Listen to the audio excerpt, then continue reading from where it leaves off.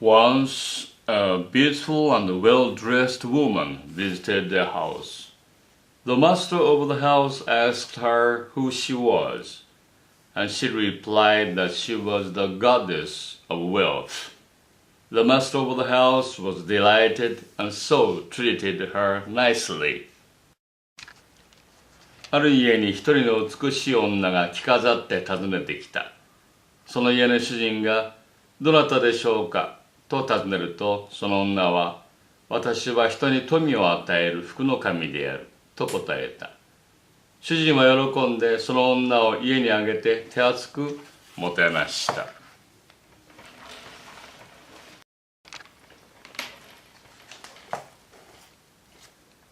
Soon after, another woman appeared who was ugly looking and poorly dressed. The master asked who she was, and the woman replied that she was the goddess of poverty. The master was frightened and tried to drive her out of the house, but the woman refused to depart, saying, "The goddess of wealth is my sister. There is an agreement between us that we are never to live separately. If you chase me out, she's to go with me." Sure enough, as soon as the ugly woman went out, the other woman disappeared. するとすぐその後から粗末な身なりをした醜い女が入ってきた。主人が誰であるかと尋ねると、貧乏神であると答えた。主人は驚いてその女を追い出そうとした。すると女は、先ほどの福の神は私の姉である。私たち姉妹はいつも離れたことはないのであるから、私を追い出せば姉もいないことになるのだ。と主人に告げ、彼女が去ると、やはり美しい福の神の姿も消え失せた。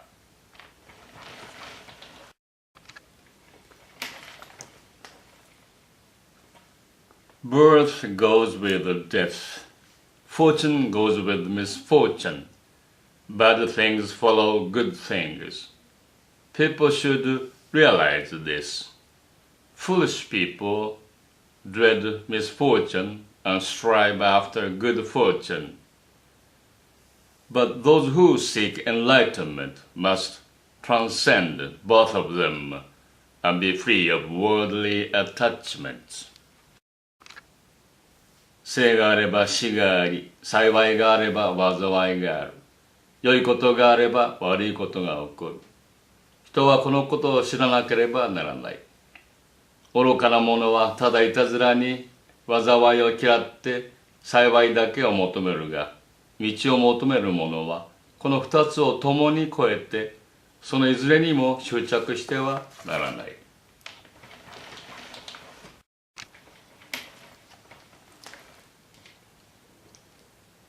Once there lived a poor artist who left his home, leaving his wife to seek his fortune. After 3 years of hard struggles, he had saved 300 pieces of gold and decided to return to his home. On his way, he came to a great temple in which a grand ceremony of offering was in progress. He was greatly impressed by it and thought to himself, "Hitherto I have thought only of the present. I've never considered my future happiness. It is a part of my good fortune that I have come to this place. I must take advantage of it to plant seeds of merit." Thinking thus, he gratefully donated all his savings to the temple and returned to his home penniless. 昔貧しい絵描きがいた。妻を故郷に残して旅に出、3年の間苦労して多くの金を得た。いよいよ故郷に帰ろうとしたところ、途中で多くの僧に供養する儀式の行われているのを見た。彼は大いに喜び、私はまだ福の種をまいたことがない。今この福の種をまく電池にあって、どうしてこのまま見過ごすことができようと惜しげもなくその多くの金を投げ出して供養し終えて家に帰った。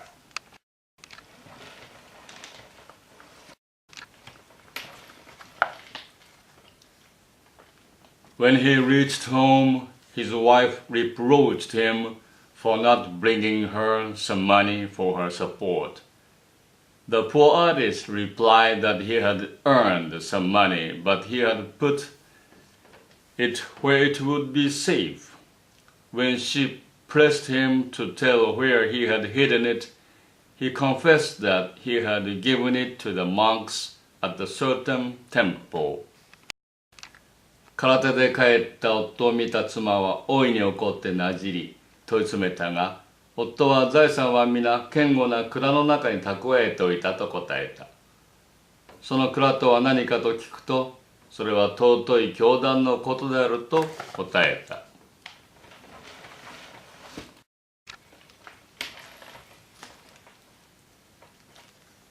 This made the wife angry, and she scolded her husband and finally carried the matter to the local judge.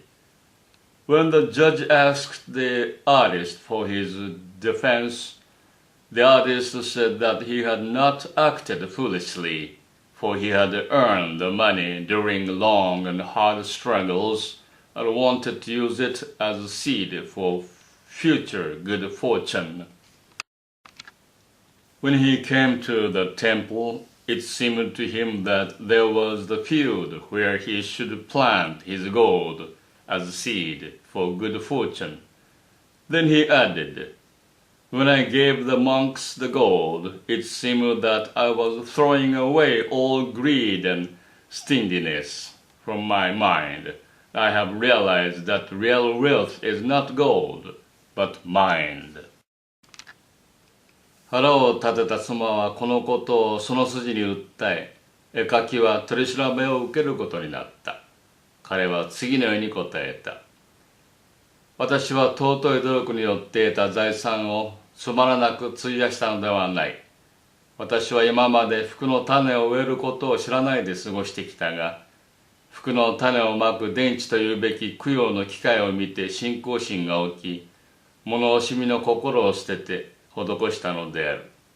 誠の富とは財物ではなく心であることを知ったから。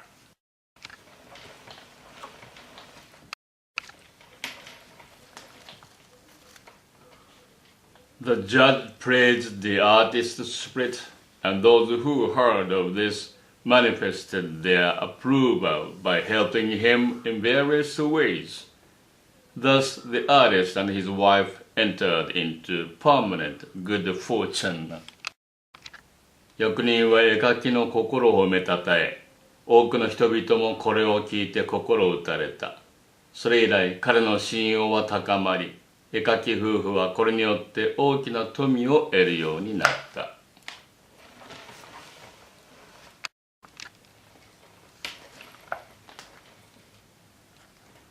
A man living near a cemetery heard one night a voice calling him from a grave.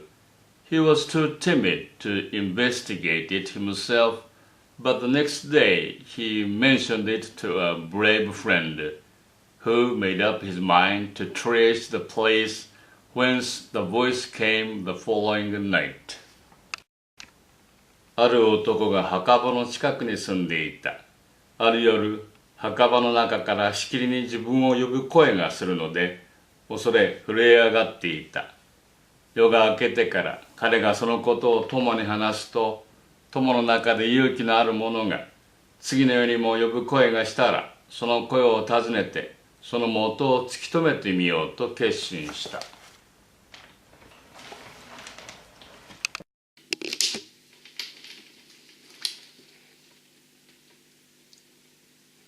While the timid man was trembling with fear, his friend went to the cemetery and, sure enough, the same voice was heard coming from a grave.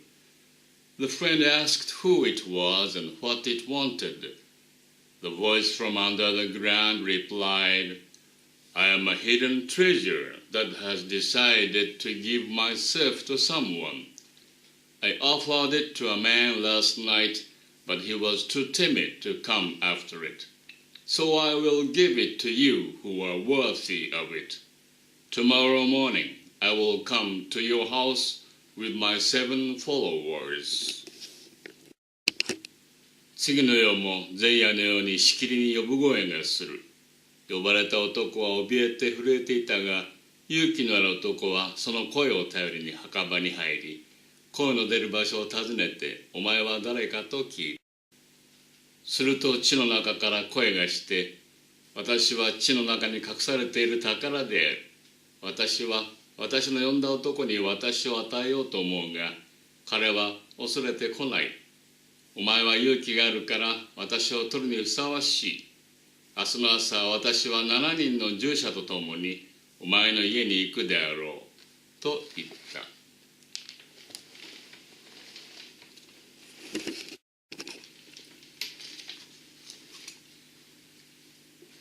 The friend said, I will be waiting for you, but please tell me how I am to treat you. The voice replied, We will come in monks' robes. Have a room ready for us with water. Wash your body and clean the room, and have seats for us, and 8 bowls of rice porridge.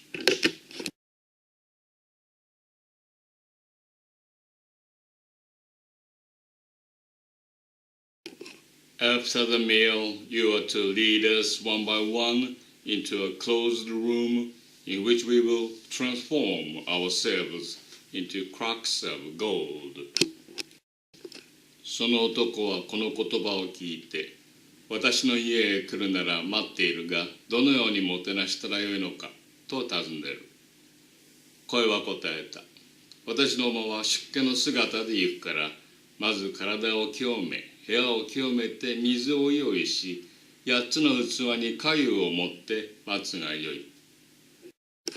食事が終わったら一人一人導いて、隅に囲った部屋の中に入れれば、私どもはそのまま黄金の壺になるだろうと。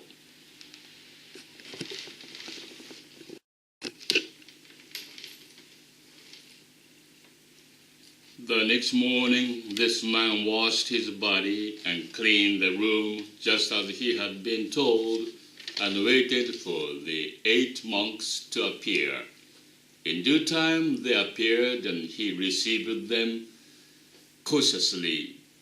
After they had eaten the food, he led them one by one into the closed room, where each monk turned himself into a crock full of gold.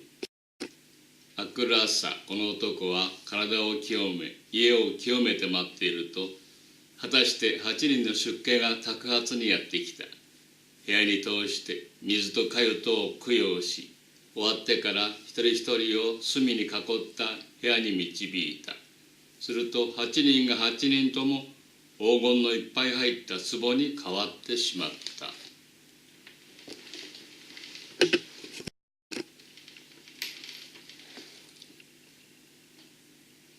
There was a very greedy man in the same village who learned of the incident and wanted the crocks of gold.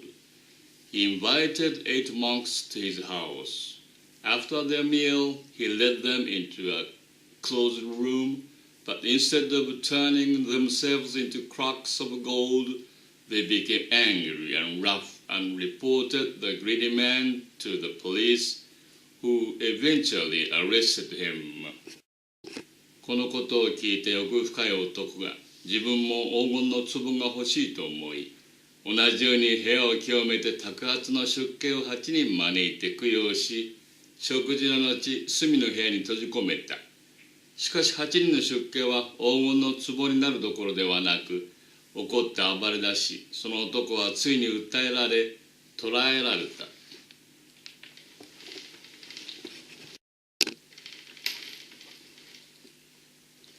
As for the timid man, when he heard that the voice from the grave had brought wealth to the brave man, he went to the house of the brave man and greedily demanded the gold, insisting that it was his, because the voice first addressed him. When the timid man tried to take the crocks away, he found lots of snakes inside, raising their heads ready to attack him. はじめに名を呼ばれて怯えていた臆病な男も、呼んだ声が黄金の粒であることを知ると、これも欲を起こし、あの声はもともと自分を呼んだのだから、あの壺は自分のものだと言い張り、その家へ入って壺を取ろうとすると、壺の中には蛇がいっぱいいて、首をもたげてその男に向かっていった。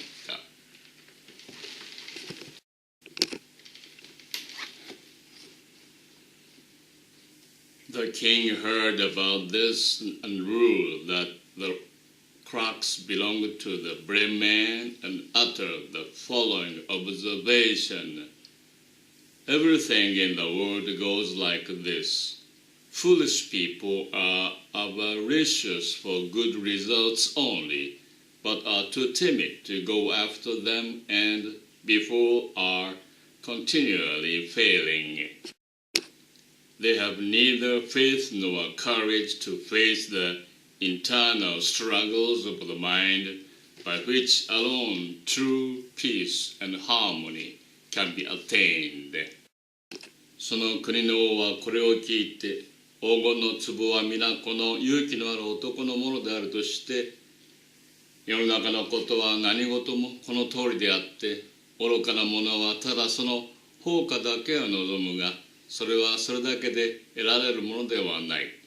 ちょうどそれは上辺だけ戒めを守っていても、心の中に誠の信心がなければ、決して真の安らぎは得られないのと同じであると諭した。